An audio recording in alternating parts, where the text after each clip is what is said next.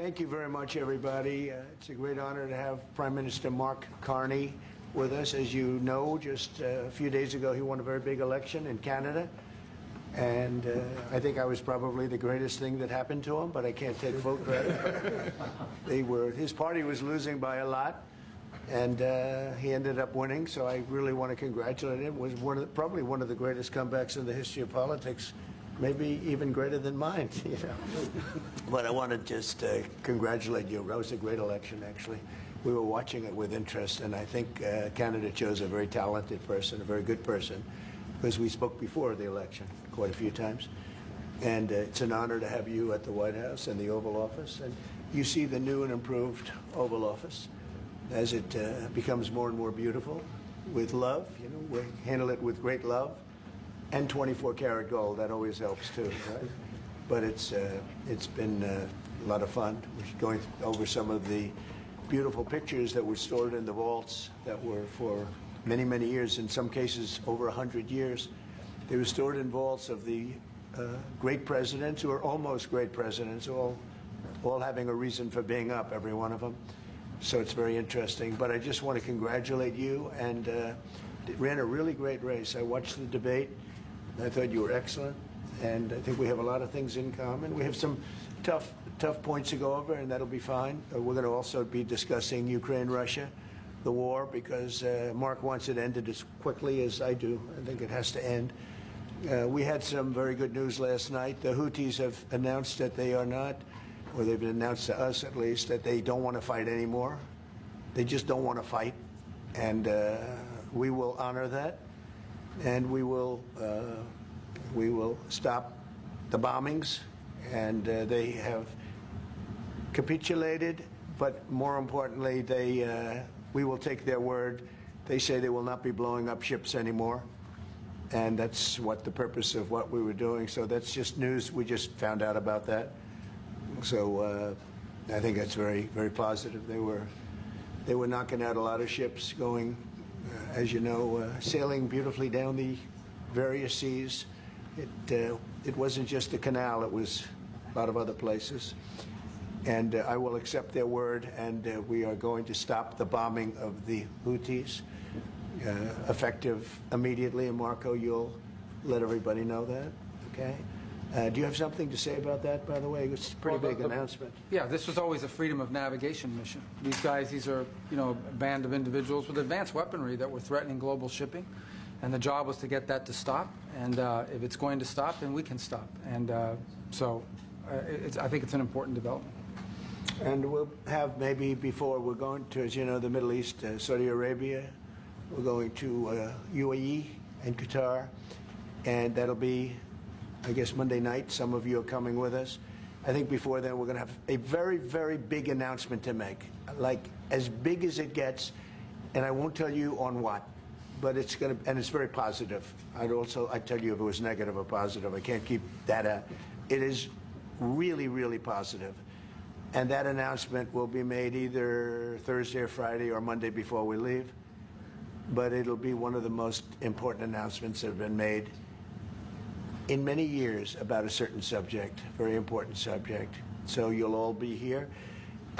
Mark, would you like to say a few words? Well, thank you, Mr. President. I'm on the edge of my seat, actually, for the big announcement. But thank you for your hospitality and above all, for your leadership. You're a transformational president, focus on the economy with a relentless focus on the American worker, securing your borders, ending the scourge of fentanyl, and other opioids, and securing the world.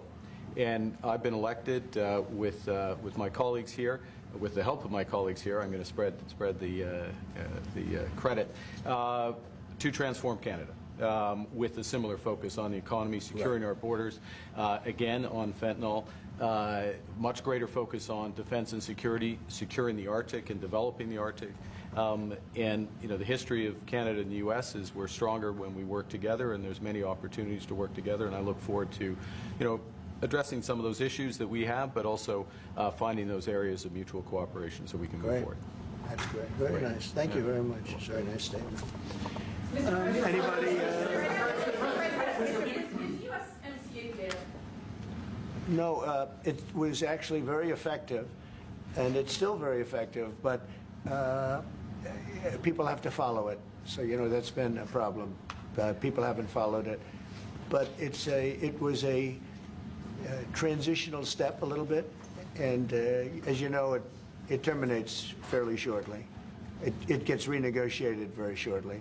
But I thought it was a very positive step from NAFTA. NAFTA was the worst trade deal in the history of our country, probably in the history of the world. And this was a transitional deal, and we'll see what happens. We're going to be starting to possibly renegotiate that if it's even necessary. I don't know that it's necessary anymore, but it served a very good purpose. And the biggest purpose it served is we got rid of NAFTA. NAFTA was a very unfair deal for the United States. Very, very terrible deal. It should have never been made. It was made many years ago, but it should have never been made. Mr. President, Canada and the United States, would you like to see your first trade deal be with Canada, our neighbors in the world? I would love that. Look, I have a lot of respect for this man, and I watched him come up, in a sense, through the ranks when he wasn't given much of a chance, and he ran a really great campaign. He did a really great debate. I think that debate was very helpful. I was going to raise my hand. I don't know if that's good or bad. I shouldn't say that. That might hurt you. But no, he ran a really great election, I thought. And yeah, something could happen. Something could happen. Mr. President. Yeah, please. What's the top concession you want out of Canada? The top concession you want out of Canada? Concession? Yes, Friendship. but that's not a concession. No, we're going to be friends with Canada. Regardless of anything, we're going to be friends with Canada. Canada is a very special place to me. I know so many people that live in Canada. My parents had relatives that lived in Canada, my mother in particular. And I love Canada. I have a lot of respect for the Canadians. Wayne Gretzky, I mean, how good, the great one. You happen to have a very, very good hockey player right here on the Capitals, who I have a lot of respect. He is a big, tough cookie, too. He just broke the record.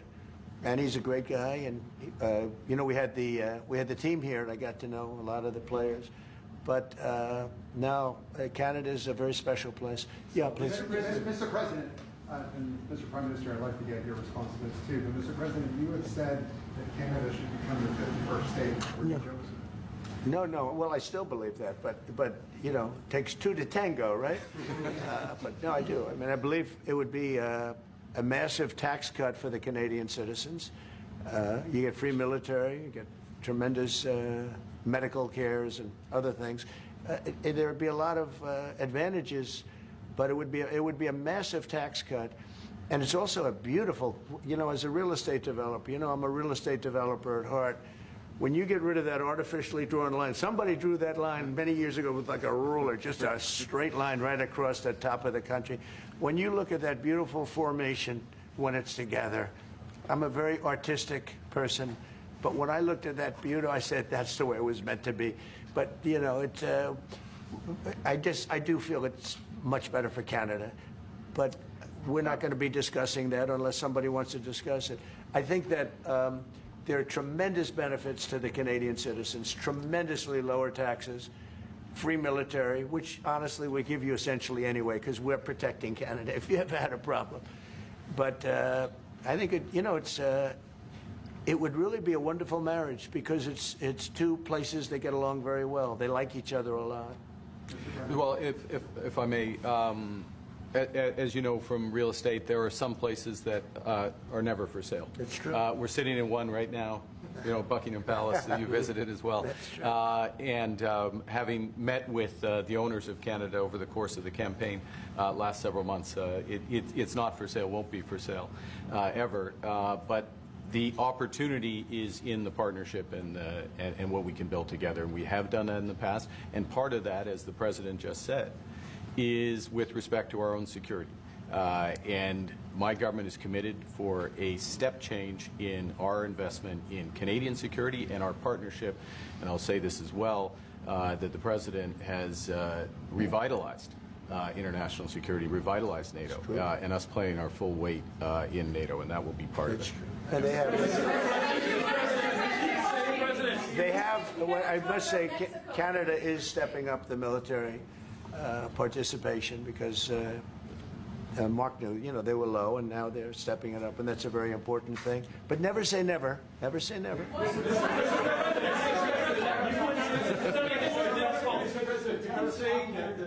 What would it take to get the tariffs off of Canada?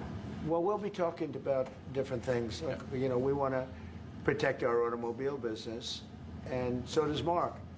But we want to make the automobiles, and we want to, you know, we have a tremendous abundance of energy, more than any country. We have, just in Alaska alone, ANWR has been reopened now. ANWR is probably the largest find anywhere in the world. They say it's larger than Saudi Arabia. I don't know, but it's a lot.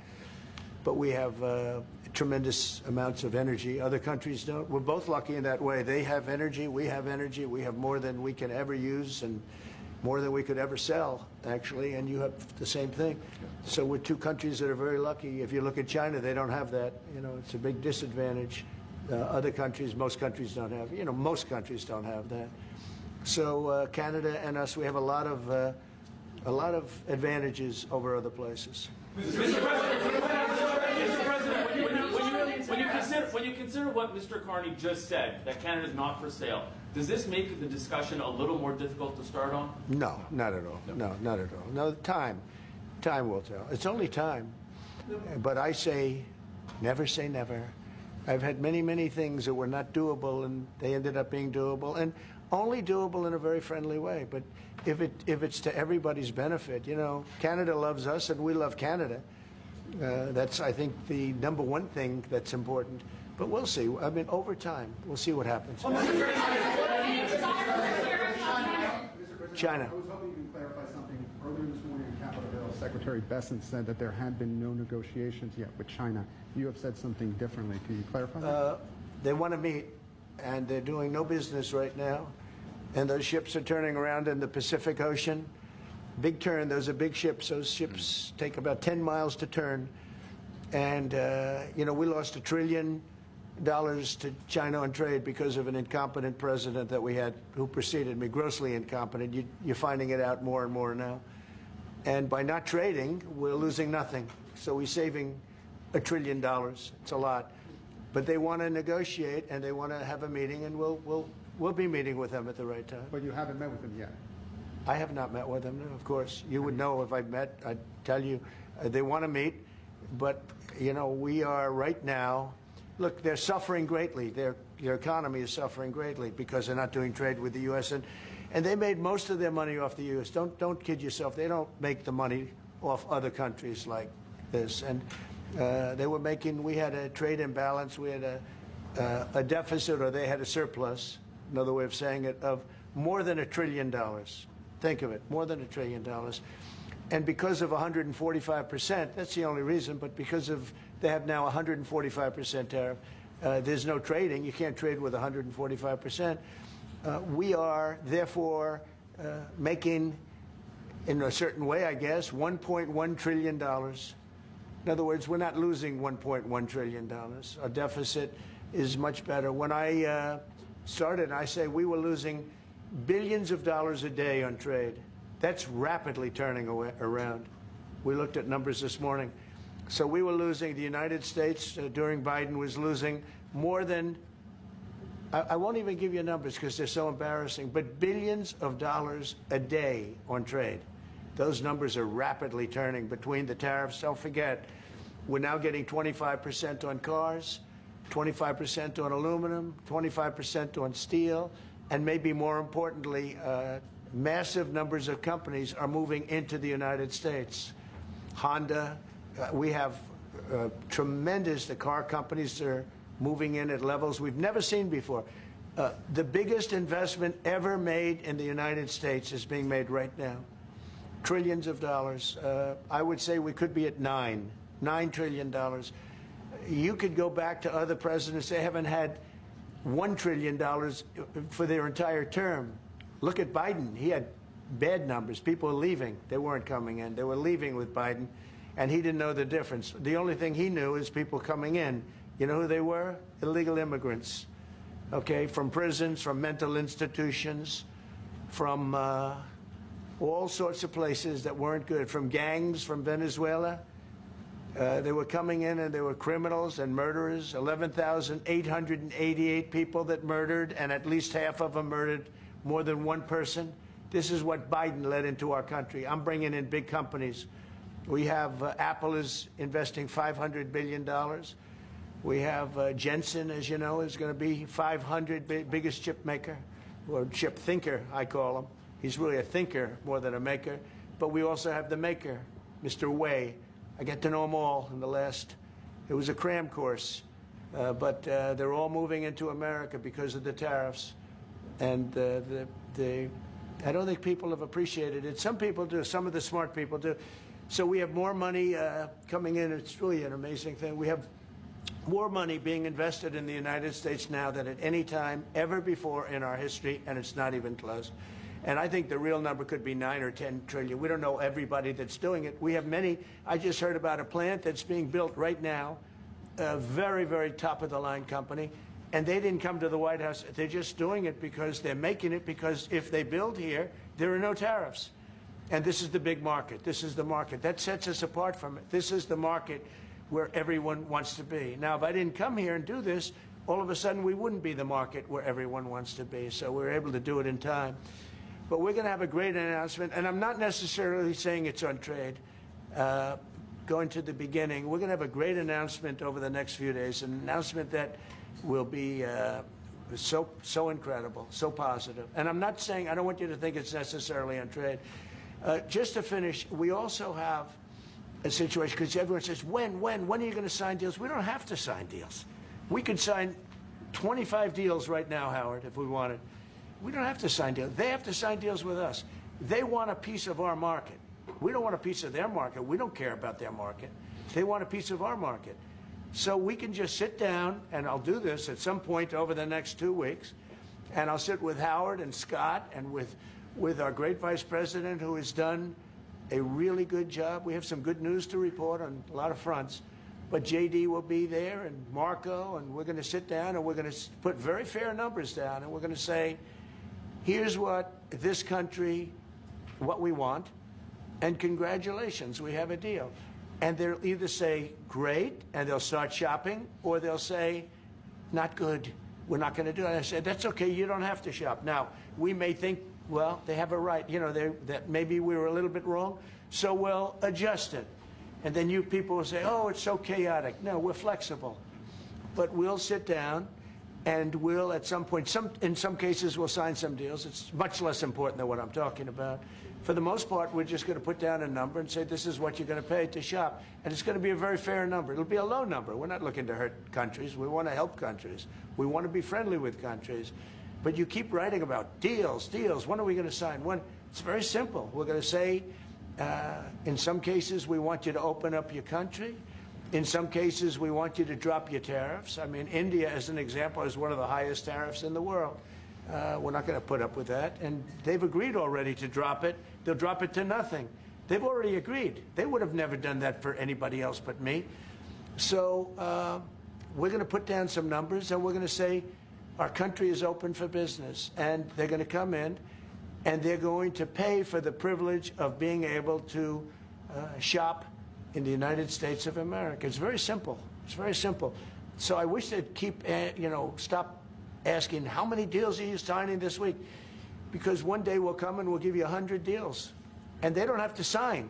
All they have to do is say, oh, we'll start sending our ships right now to pick up whatever we want or to bring whatever we want. It's very, very simple.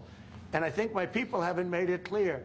We will sign some deals, but much bigger than that is we're going to put down the price that people are going to have to pay to shop in the United States. Think of us as a super luxury store, a store that has the goods. You're going to come and you're going to pay a price, and we're going to give you a very good price. We're going to make very good deals, and in some cases we'll adjust. But that's where it is. And we've been ripped off by everybody for 50 years, and we're just not going to do that anymore. We can't do that. And we can't let any country do that to us. We're just not going to do it anymore. Can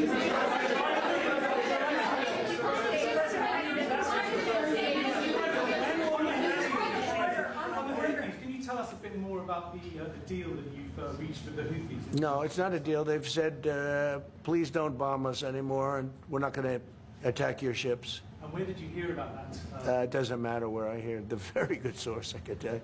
Very, very good source. Would you say Marco? I would say pretty good, right, JD?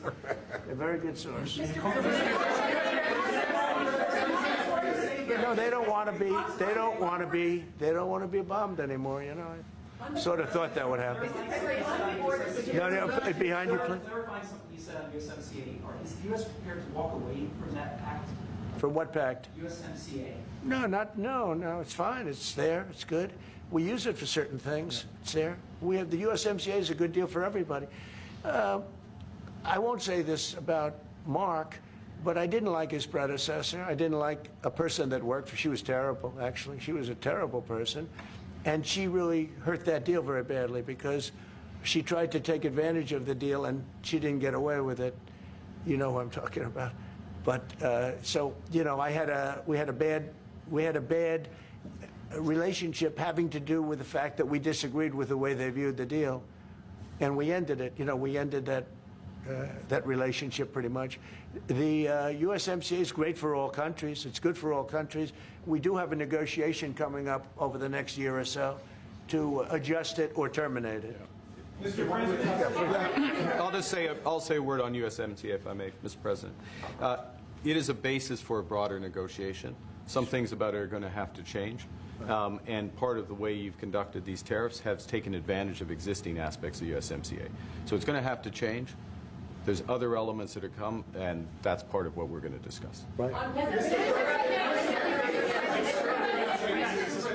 During the campaign, Prime Minister Carney talked about the American betrayal. How do you react if Canada decided not to shop in the American store as much as before and decided to partner with other countries? Well, we don't do much business with Canada from our standpoint. They do a lot of business with us. We're at like 4%, and usually those things don't last very long. You know, we have great things, great product. The kind of product we sell, nobody else can sell, including military. Look, we make the best military equipment in the world, and Canada buys our military equipment, which we appreciate, but we make the best military equipment in the world by far. The missiles, the submarines, everything we have is really top notch. I rebuilt our military during our last term. Stupidly, we gave some away to Afghanistan, which shouldn't have happened, but that was I think it was the most embarrassing moment in the history of our country. It was just a very incompetent people. But if you look, the man that's now the head of our Joint Chiefs, he led the attack on ISIS for me. That's why he's the head of the Joint Chiefs. And Raisin Kane, he was unbelievable. And as you know, we defeated ISIS in 3 weeks. It was supposed to take 5 years. We did it in 3 weeks. And he ran the campaign. I said, I like him. But I knew him before. I went to Iraq, and we agreed to a plan, and that was the plan. And as you know, we did it in record time. So we have, you know, we have the best equipment in the world. We have the best, a lot of things. And but Canada, it does a lot more business with us than we do with Canada. Yeah. Mr. President, can I ask you about your investments, Mr. President? When do you think the investments that you've announced, the trillions, will finally hit economic data this year? When you're saying about the tariffs? No, about the investments that you've announced. It's hitting right now. Look, they're already starting AI plants. These are not people that look for financing. That's a good thing. You know, in real estate, you get a site, then you have to look for financing. You have to get your zoning. You know, 5 years later, you start building. You get a bank, then the bank's no good. These people have massive amounts of cash. The CHIPS Act was a ridiculous thing because that doesn't get them to build. All we did is hand very wealthy companies money. The CHIPS Act that was done by Biden, billions. We give them billions of dollars. They don't even have to do anything with it. And then if you weren't, if you didn't have, and I don't want to be a wise guy, but if you didn't go with the DEI, if you didn't go with all of the different things woke, if you weren't woke, you couldn't even use the money. You had to have a certain percentage of this and that and that and that. It's impossible to have. The companies actually complained to me. They said they gave me all this money, but nobody can get these people to do anything. I mean, look, President Obama, and if he wanted help, I'd give him help because I'm a really good builder and I build on time, on budget. He's building his library in Chicago. It's a disaster. And he said something to the effect, I only want DEI, I only want woke. He wants woke people to build it. Well, he got woke people, and they have massive cost overruns. The job is stopped. I don't know. It's a disaster. And I don't like that happening because I think it's bad for the presidency that a thing like that should happen. He's got a library that's a disaster. And he wanted to be very politically correct, and he didn't use good, hard, tough, mean construction workers that I love, Marco. I love those construction workers. But he didn't want construction workers. He wanted people that like never did it before, and he's got a disaster in his hands. Like millions of dollars, really many millions of dollars over budget. And I would love to help him with it, or somebody else. I could recommend professionals. But it was not built in a professional manner. By the way, nor was in California a little train going from San Francisco to Los Angeles that's being run by Gavin Newsom, the governor of California. Did you ever hear of Gavin Newsom? He has got, that train is the worst cost overrun I've ever seen. It's like totally out of control. So then they said, all right, we won't go into San Francisco. We'll stop 25 miles short. And we won't go into Los Angeles. We'll stop 25 miles short.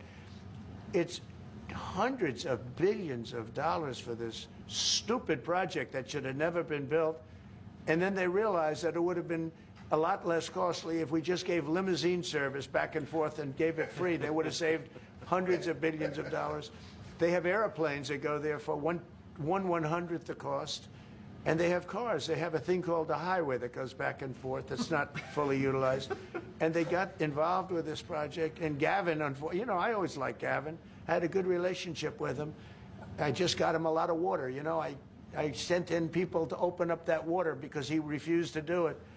And we just got him a lot of water. If they would have had that water, and if they would have done what I said to do, they wouldn't have had the fires in Los Angeles. Those fires would have been put out very quickly. But if you think about it, and you got to take a look at this project, it's the worst cost overrun I've ever seen. I've watched a lot of stupid people build a lot of stupid things, but that's the worst cost overrun I've ever seen, what's happening between San Francisco and Los Angeles. And you ought to ask about that, because this government is not going to pay. I told our very great new Secretary of Transportation, he's doing a good job, Sean Duffy, I said, we're not going to pay for that thing. They are just, it's out of control. This is something that you don't have things like this. It's not even conceivable. Like 30 times over budget, 30 times. It's the craziest thing and now it's hundreds of, it was supposed to be a simple train. And I think the media should take a look at it. And I'd love him to run for president on the other side. You know, I'd love to see that. But I don't think he's going to be running, because that one project alone, well, that and the fires and a lot of other things, pretty much put him out of the race. Mr. President, what changes would you like to see to the USMCA? Or what changes would you like to make? We're going to work on some subtle changes, maybe. I don't even know if we're going to be dealing with the USMCA. We're dealing more with concepts right now. Look, right now, we're doing trade. We have trade. They're paying a tariff on cars and steel and aluminum. And I think we have a baseline of 10% or something like that for the tariffs. But we're getting along very well. Right now, going no further, but we have an agreement. We did something with even parts. You want to discuss that, Howard, with respect to Canada, which helps Canada out? Sure. So we've made an arrangement with the car companies that 15% of their USMCA parts are included, and then 15% of foreign parts from the manufactured suggested retail price are not tariffed, to help domestic manufacturing really thrive. So it gave them a chance to be able to build their car parts factories if they're going to. A lot of these companies already have factories, and what they have to do is just fill them out.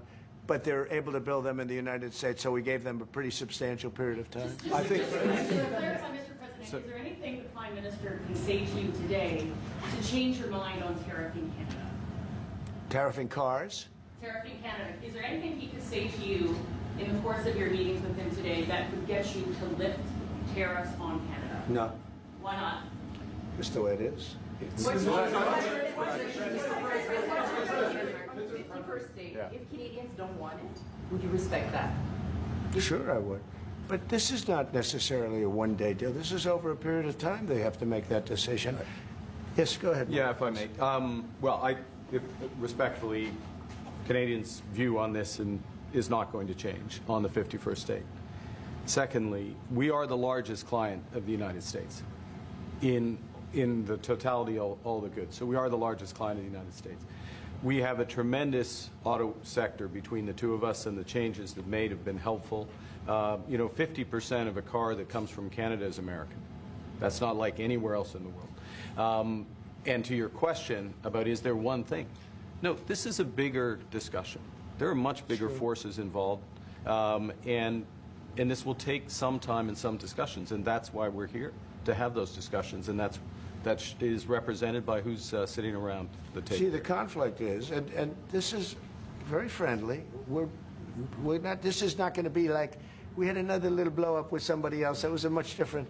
This is a very friendly conversation, but we want to make our own cars. We don't really want cars from Canada, and we put tariffs on cars from Canada, and at a certain point, it won't make economic sense for Canada to build those cars. And we don't want steel from Canada because we're making our own steel, and we're having massive steel plants being built right now as we speak. We really don't want Canadian steel, and we don't want Canadian aluminum and various other things because we want to be able to do it ourselves. And we, because of, past thinking of people, we have a tremendous deficit with Canada. In other words, they have a surplus with us. And there's no reason for us to be subsidizing Canada. Canada's a place that will have to be able to take care of itself economically. I assume they can. I will tell you that Trudeau, when I spoke to him, I used to call him Governor Trudeau. I think that probably didn't help his election. But when I spoke to him, I said, so why are we taking your cars? Why are we taking we want to make them ourselves. I mean, I said, and if the price of your cars went up, or if we put a tariff on your cars of 25%, what would that mean to you?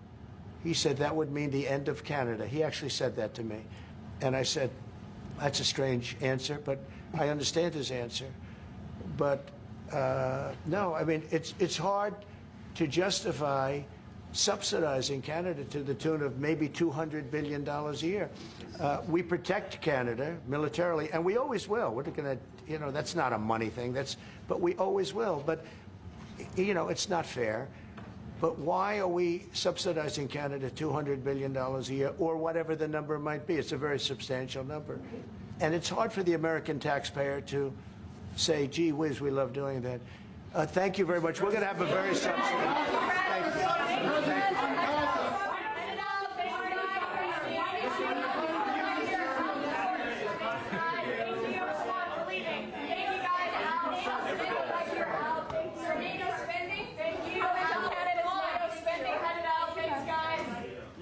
Thank you. Thank you guys. Hey, keep it moving, please. Are you going to the World Cup? Please keep it moving. Thank you, press. Thank you, everybody. I'm just waiting for my kids. You can go with that.